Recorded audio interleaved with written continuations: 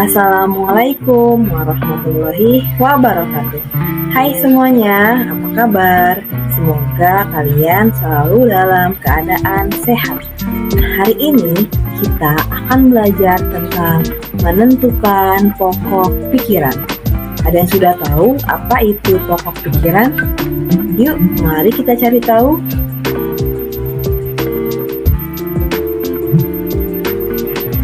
Pokok pikiran.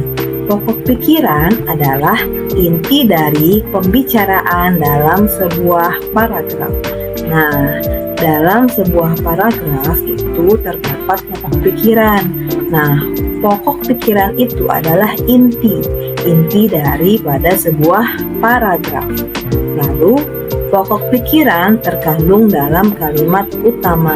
Nah, biasanya kita dapat menemukan pokok pikiran pada kalimat utama.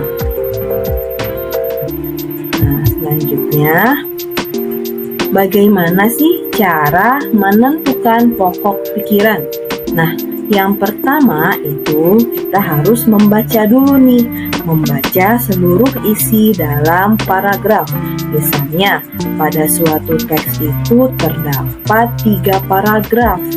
Kita fokus dulu pada paragraf yang pertama ya. Jadi dibaca baik-baik terlebih dahulu paragraf pertama.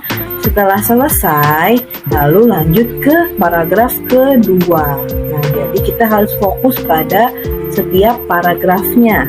Nah, lalu langkah yang kedua apa? Baca kalimat.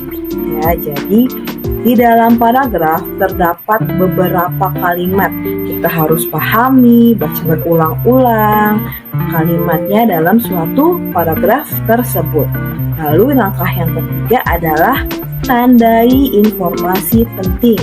Nah, jadi kalian bisa siapkan pulpen, pensil, atau stabilo untuk menandai kalimat yang penting atau informasi yang penting pada suatu paragraf. Nah, lalu selanjutnya yang keempat itu kenali kalimat penjelas. Nah, jadi kalian harus mengenal dulu nih, ada yang namanya kalimat penjelas, di mana kalimat tersebut berisi tentang penjelasan ya. Nah, selanjutnya langkah yang kelima yaitu memberikan kesimpulan sebuah paragraf. Nah, jadi dalam paragraf tersebut kita buat kesimpulannya. Kira-kira paragraf ini apa ya kesimpulannya? Intinya apa ya yang dibahas itu. Nah, lalu langkah yang terakhir, tandai setiap menemukan pokok pikiran. Nah, kalian sudah membaca dengan teliti, dengan seksama paragraf tersebut. Lalu kalian tandai deh. Nah, nanti ketemu yang mana pokok pikiran. Nah, jadi inti dari sebuah paragraf itu yang dinamakan dengan pokok pikiran.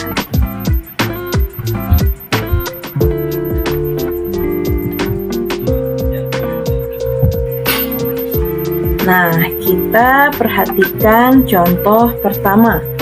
Kita baca sama-sama ya. Kebergantungan antar makhluk hidup dan lingkungannya menjadi bagian dari kehidupan di dalam sebuah ekosistem. Tumbuhan mendapatkan energi dari matahari. Hewan mendapatkan energi dari tumbuhan atau hewan lain yang memakan tumbuhan. Tumbuhan berhijau daun mampu membuat makanan sendiri. Makhluk hidup yang dapat membuat makanan sendiri disebut produsen. Nah, dari paragraf tersebut kita dapat menemukan pokok pikirannya adalah makhluk hidup yang dapat membuat makanan sendiri disebut dengan produsen. Jadi seperti itu ya langkah-langkah dalam menentukan pokok pikiran. Nah, itu baru contoh yang pertama. Contoh yang lainnya kita bisa belajar di kelas ya. Oke, sekian dari Bu Guru. Terima kasih. Wassalamualaikum warahmatullahi wabarakatuh. Dah.